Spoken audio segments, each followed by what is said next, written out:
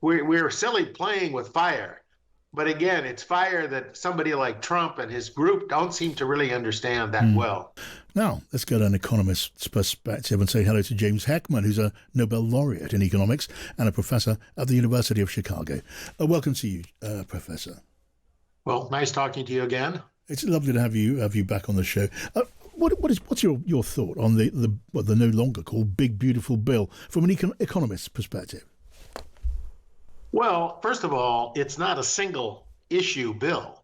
There are a number of issues that were raised by your previous speaker and that would actually characterize any analysis of this bill. There really is an issue concerning Medicaid, which is a big political hot potato. There's a lot of discussion that's connected with the misrepresentation of the deficit by the Congressional Budget Office, depending on the baseline that's actually used to compute the deficit generating properties of this bill. And so at this point, I think the general public is very confused, and I'm not entirely sure that polls on this matter are all that informative on this issue. Hmm. Precisely as your previous speaker was saying, there are just so many, running parts, moving parts in this bill that nobody really sees it as a whole. I'm not even sure Trump sees it as a whole. Hmm. He sees it as a personal uh, statement of his personal honor and how much he can push this way through the House and the Senate. But so in terms of pure economics, I mean, one of the really critical points has been raised by good economists. It's in the Wall Street Journal and it's in most technical economic analyses of this, is this $3.3 trillion figure comes because of the way the tax cuts the 2017 tax cuts being preserved or not is treated in the analysis. And so that's a complete misrepresentation. Nobody really thinks that item of 3.3 trillion is at all relevant. So that's a matter, it's kind of a red herring in this discussion. Hmm. The issue of work requirements is an old issue, and the question about the expansion of the welfare state is kind of a reversion of the Republicans back to kind of an older mode of analysis, thinking about the future of the balanced budget. We've seen under the first Trump administration big deficits, and this is going to contribute to a deficit as well, Yes. although not to the scale of 3.3 trillion. Yeah. I mean, look, there are various estimates, aren't there, on the deficits, the deficits Correct, that and are they're going to be not even generated. correctly well. As I said, they're not really looking at what the proper baseline is, and they're not accounting for any growth inducing properties of this bill. I'm not saying that the Trump administration or any of the proponents have really provided strong advocacy other than just round numbers about Yes. how this bill will stimulate U.S. economic growth and therefore contribute to government revenue.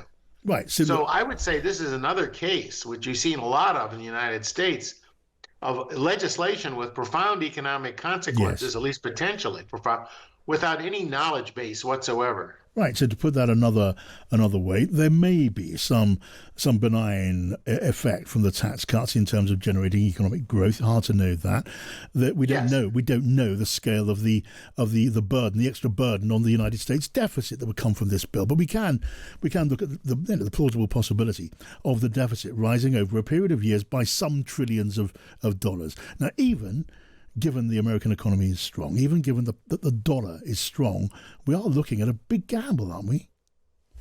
Yes, we are. And I think this is a case where now partisan politics are playing out in a particularly malign way, where we're finding both Republicans and Democrats sticking their head in the sand. And when you look at the long-term consequences of these legislation, you can argue over a trillion here or a trillion there, but there's this massive deficit which we face, and the interest payments on those Mm, are compromising the ability to innovate and to spend on new programs mm. and tackle real problems. So the level of discussion is particularly low. I'm surprised at how low it is.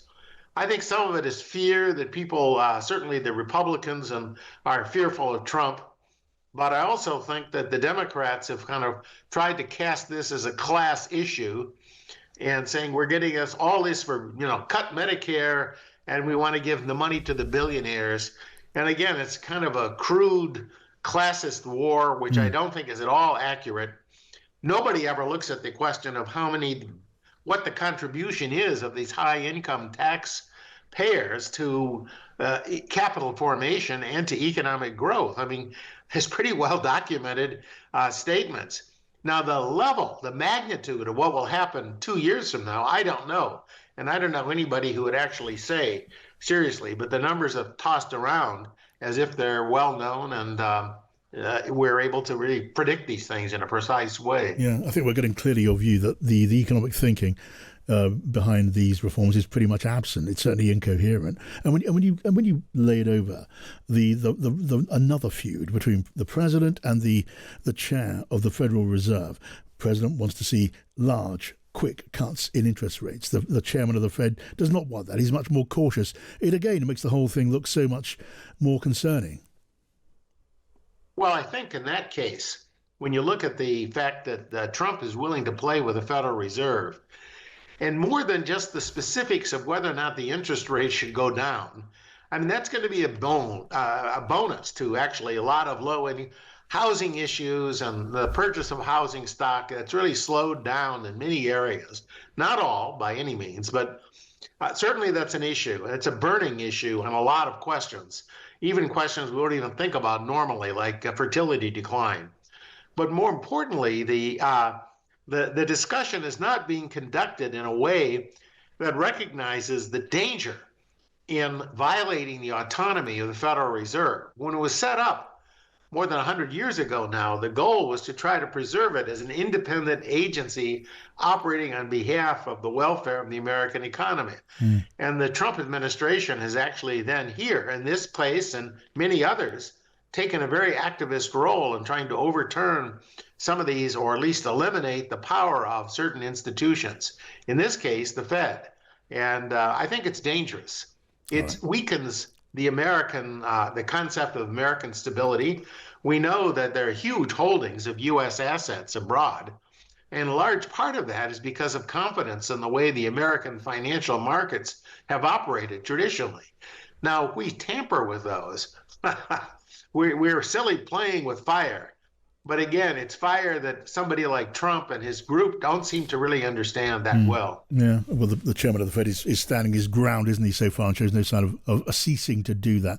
But extraordinary situation. So good to get your thoughts, Professor James Heckman at Chicago University. Thank you. Let's find out, if we can, what the American people think, because Charles Franklin, who's director of the Marquette Law School poll, has joined us. Welcome to you, Charles.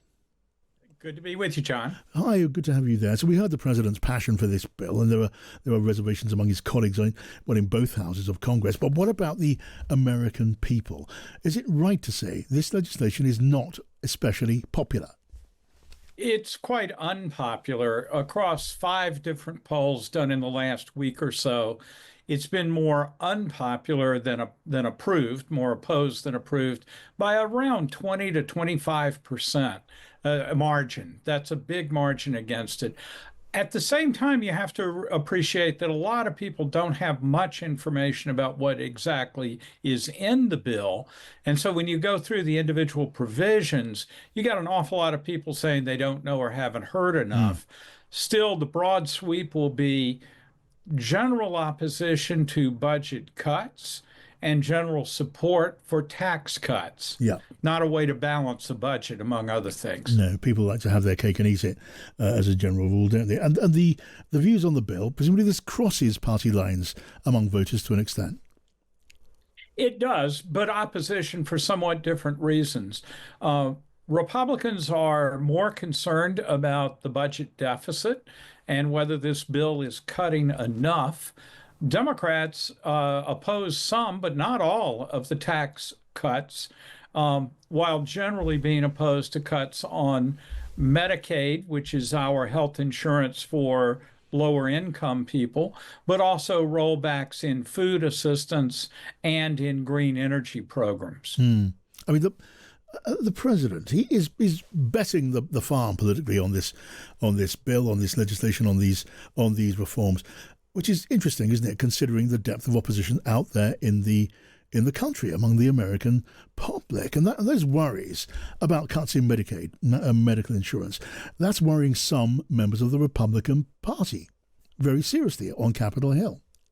Quite a bit. And one of the interesting changes is that as Trump has drawn more and more support from lower income voters, that's become more of a problem for the Republican Party because large percentages of the population in Republican leaning states benefit from the Medicaid program and the food assistance program. And a number of big energy producing states like Texas actually have a thriving green energy Yes. industry that's being threatened by this.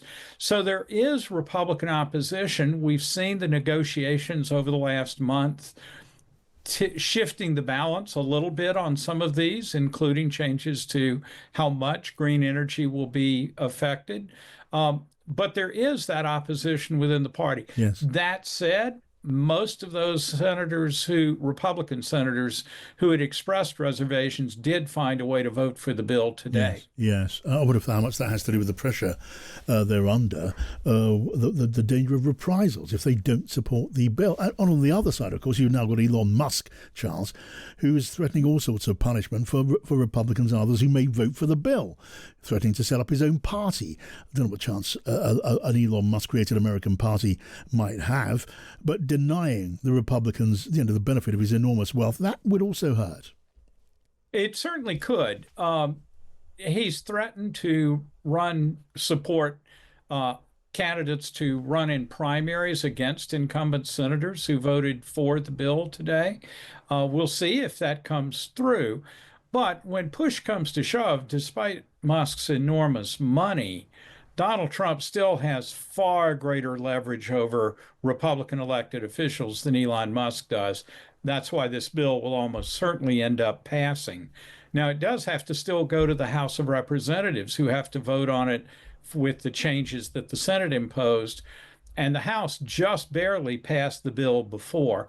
That'll be a tough battle as well. Still, in the end, presidents of their own party almost always get what they want from their majorities in the Congress. All right, Charles, great to talk to you as always. Charles Franklin from the Marquette Law School poll.